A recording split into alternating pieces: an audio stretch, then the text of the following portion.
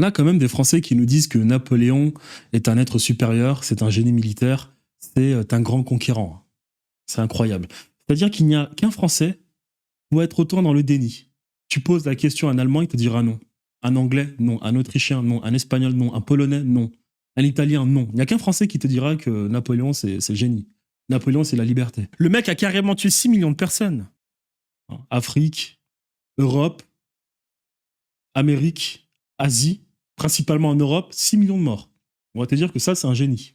On va te dire, mais non, mais Napoléon, il a porté la liberté en Europe. Quelle liberté? C'est-à-dire que le mec, il est tellement pas malin pour comprendre ce qu'est la guerre.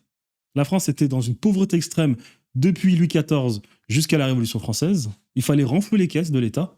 Napoléon a existé parce que les francs-maçons lui ont permis d'exister, puisque c'est eux qui faisaient la Révolution française. Napoléon était là pour terminer le travail. Pour terminer le travail, il fallait renflouer les caisses de l'État. C'est pour ça qu'il a fait la guerre. Il s'est mis à piller l'Espagne, l'Italie, tous les pays de l'Allemagne. Ils vont te dire c'est un génie. Ils vont te dire qu'il a apporté la liberté. Vous vous rendez compte quand même que l'Angleterre, avant la Révolution française, avait quand même connu 2 révolutions. Des bourgeois avaient quand même essayé de faire la révolution.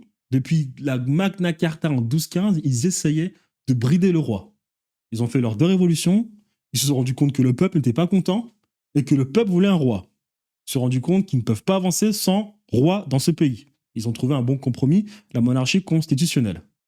Donc il y avait bon nombre de pays européens qui voulaient un roi germanique. Et on va vous dire que Napoléon a porté la liberté. Quelle liberté? Et puis ensuite, on va vous dire que Napoléon est un génie militaire. Quel génie militaire? 7 défaites sur 10 campagnes militaires, c'est un génie militaire, ça? C'est un génie militaire.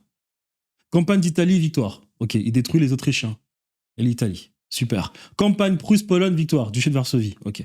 Campagne Austerlitz, victoire en Allemagne. Ok. Confédération du Rhin. Super. Trafalgar, défaite contre les Anglais. Égypte-Syrie, défaite à Aboukir. Saint-Domingue, défaite. Les guerriers espagnols, défaite. Paris, défaite. Capitulation. Waterloo, défaite. Capitulation. Leipzig, défaite. Donc là, je suis en train de compter même 8 ou bien 7. Peu importe. Donc il a plus de défaites que de victoires. On vous dit que c'est un génie militaire. Alors qu'en réalité, c'est même pas lui qui mettait en place les stratégies militaires. Lorsqu'on fouille l'histoire de Napoléon, on apprend qu'il y avait des généraux qui faisaient le sale travail et que lorsque ces généraux ne voulaient pas obéir à Napoléon, on les évinçait. Comme le général Dumas, le père de Alexandre Dumas. Napoléon. Il y a vraiment qu'un Français pour nous raconter des conneries pareilles.